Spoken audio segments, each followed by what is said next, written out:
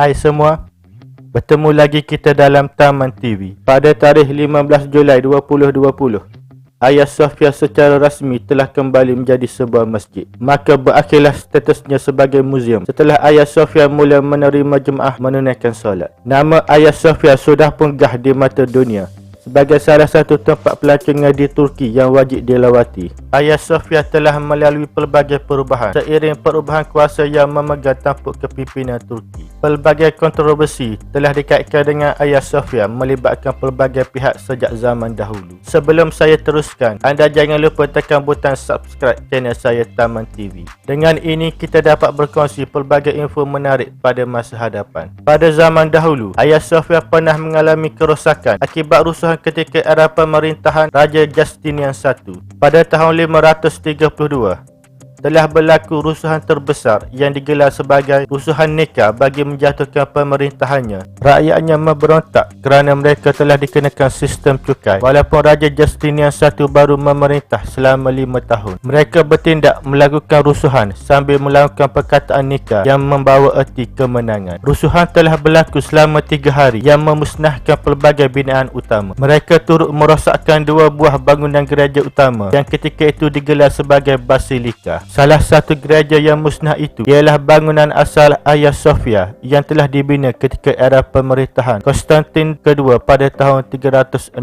Walau bagaimanapun, kerosakan yang dialami 2 buah binaan itu tetap diperbaiki walaupun ianya menghadapi kesukaran akibat kerosakan teruk. Pada masa itu, bangunan Hagia Sophia amat terkenal sebagai gereja untuk orang Kristian. Raja Justinian mengambil kesempatan untuk membina semula Hagia Sophia dengan lebih gah untuk menarik sokongan rakyat kembali kepadanya. Beberapa rekaan unik telah ditambah termasuk lukisan di kubah dan keunikan di bahagian bumbungnya. Arkitek terkenal telah ditugaskan membuat lakaran untuk membina kubah berbentuk segi empat sekaligus menjadi kubah terbesar di dunia ketika itu. Kubah dibina bermula dengan 4 tiang.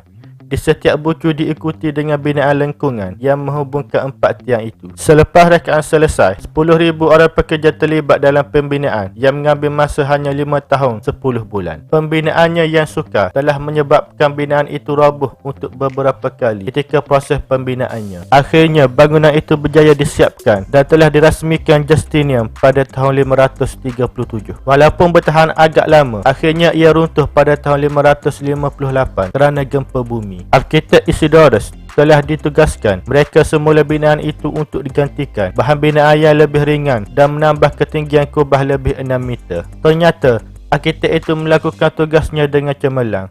Binaan itu kekal sehingga kini walaupun berusia 1400 tahun. Sekarang kita beralih kepada manusia yang disegani oleh dunia, khususnya umat Islam. Tak lain tak bukan Muhammad Fatih. Selepas Konstantinopel jatuh ke tangan Muhammad Fatih, bermulalah penguasaan Hagia Sophia oleh umat Islam. Muhammad Fatih telah melakukan perubahan besar kepada Hagia Sophia, termasuk mengubah statusnya kepada masjid.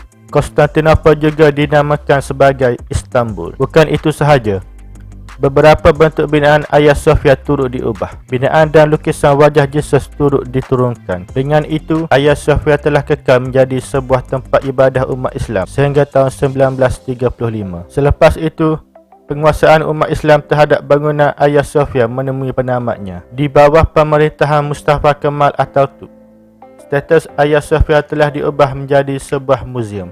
Fungsi Hagia Sophia ditukar serentak dengan peristiharan rasmi Mustafa Kemal Atatürk sebagai bapa orang Turki pada tahun 1934. Status muzium tersebut telah kekal daripada tahun 1935 sehingga tahun 2018. Di bawah pemerintahan Erdogan, beliau ingin mengembalikan status Hagia Sophia menjadi masjid kembali. Walaupun kritikan diterima dari dalam dan luar negara, ianya tidak menghalang usaha untuk mengembalikan Hagia Sophia menjadi pusat ibadah umat Islam. Detik bersejarah kembali pada 10 Julai 2020. Secara rasminya Hagia Sophia menjadi masjid semula. Semoga statusnya kini kekal untuk masa hadapan. Terima kasih kerana menonton. Semoga kita semua mendapat manfaat daripada video ini. Terima kasih.